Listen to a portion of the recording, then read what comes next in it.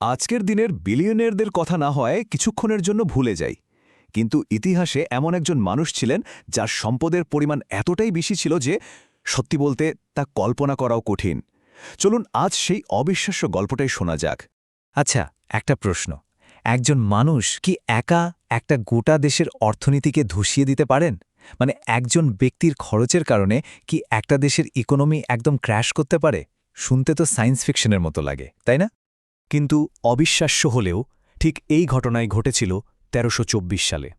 আর এই গল্পের কেন্দ্রে ছিলেন একজন আফ্রিকান সম্রাট। তার নাম ছিল মানসা মুসা, ১৪০০ শতকের মালি সাম্রাজ্যের শাসক। মানসা কথার মানে হল রাজা, আর তিনি ছিলেন যেন রাজাদেরও রাজা। মানসা মুসার সাম্রাজ্য ছিল বিশাল, পশ্চিম আফ্রিকার একটা বড় অংশ জুড়ে। আর তার শক্তির উৎস ছিল দুটো জিনিস: এক, সোনা আর লবণের মতো প্রাকৃতিক সম্পদের বিশাল ভাণ্ডার, আর দুই, সাহারা মরুভূমির বাণিজ্যিক রুটের ঠিক মাঝখানে তার সাম্রাজ্যের অবস্থান। মানে বাণিজ্যপথ ছিল তার হাতের মুঠোয়। তাহলে প্রশ্ন আসেই, তার সম্পত্তির পরিমাণ ঠিক কত ছিল? আজকের দিনে যদি হিসেব করা হয় তাহলে দাঁড়াবে প্রায় ৪০০ বিলিয়ন মার্কিন ডলার। মাথা ঘুরিয়ে দেওয়ার মতো একটা সংখ্যা, তাই না? মানে আজকের দিনের সবথেকে বড় বড় বিলিয়নিয়ারদের সম্পদ একসাথে করলেও হয়তো এর কাছাকাছি পৌঁছানো মুশকিল হয়ে। মানসা মুসার জীবনের সবচেয়ে আলোচিত ঘটনা হল ১৩২৪ সালের তার মক্কা পয়ানো বা হজ। এই যাত্রা এতটাই জাঁকজমকপূর্ণ ছিল যে এটা একটা কিংবদন্তি হয়ে গেছে। ভাবা যায়, প্রায় ২৭০০ মাইলের এক বিশাল যাত্রা। তার বিরাট কাফেলা মালি থেকে রওনা হয়, এরপর মিশরের কায়রোতে থামে আর সবশেষে পৌঁছায় পবিত্র মক্কা নগরীতে।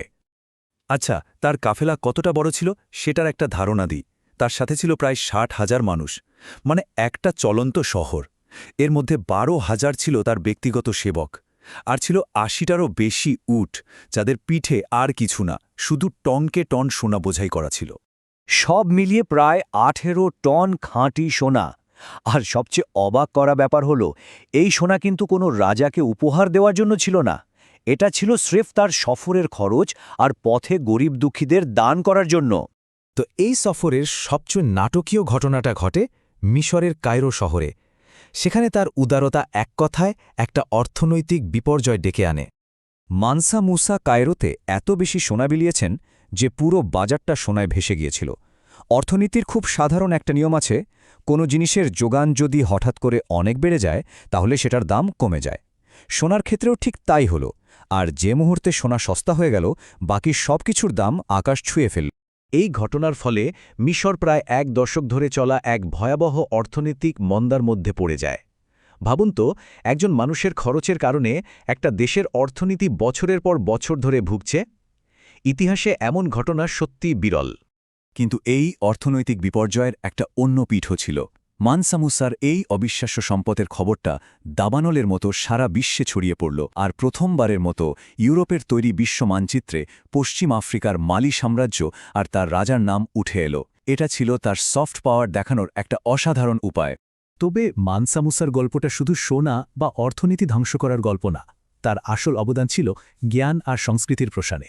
হজ থেকে ফেরার সময় তিনি শুধু উপহার সামগ্রী নিয়ে আসেননি, তিনি সাথে করে নিয়ে এসেছিলেন সেই সময়ের সেরা জ্ঞানী, গুণী, কবি আর স্থপতিদের।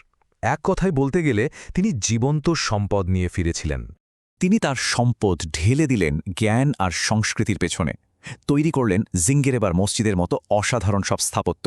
আর তারই হাত ধরে তিম্বুকতু শহরটা হয়ে উঠল জ্ঞান চর্চার এক বিশ্ববিখ্যাত কেন্দ্র। সেখানে প্রাচীন পাণ্ডুলিপির এক অমূল্য ভাণ্ডার গড়ে উঠেছিল। তিম্বুকতু ঠিক কতটা গুরুত্বপূর্ণ হয়ে উঠেছিল?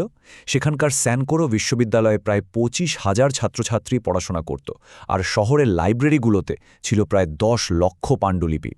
এটা ছিল মধ্যযুগের এক সত্যিকারের জ্ঞান নগরী। কিন্তু শুরুতে যে বলেছিলাম ইতিহাসের সবচেয়ে ধনী ব্যক্তি, এই তকমাটা আসলে কতটা ঠিক? মানে বিভিন্ন যুগের সম্পদকে কি এভাবে তুলনা করা যায়? অনেক ইতিহাসবিদ কিন্তু বলেন যে এক যুগের সম্পদের সঙ্গে অন্য যুগের সম্পদের তুলনা করাটা প্রায় অর্থহীন, কারণ সময়ের সাথে সাথে টাকা পয়সা আর সম্পদের ধারণাই তো বদলে যায়। আর এখানেই আসল ব্যাপারটা বুঝতে হবে। দেখুন, মানসা মুসার সম্পদ আর আজকের বিলিয়নিয়ারদের সম্পদের মধ্যে একটা মৌলিক পার্থক্য আছে। মানসা মুসার সম্পদ মানে ছিল একটা গোটা সাম্রাজ্যের সম্পদ, তার খনি, তার বাণিজ্য, সব। এটা ছিল রাষ্ট্রীয় ক্ষমতা। আর আজকের বিলিয়নিয়ারদের সম্পদটা হলো তাদের ব্যক্তিগত বা কোম্পানির। দুটো জিনিস কিন্তু একদমই এক নয়। শেষ পর্যন্ত প্রশ্নটা এখানেই এসে থামে, আসল সম্পদ কি? যে সোনা খরচ করে ফেলা হয় সেটা, নাকি যে জ্ঞান আর সংস্কৃতির উত্তরাধিকার তৈরি করা হয় সেটা? মানসা মুসার জীবন আমাদের এই প্রশ্নটা নিয়ে নতুন করে ভাবতে শেখায়।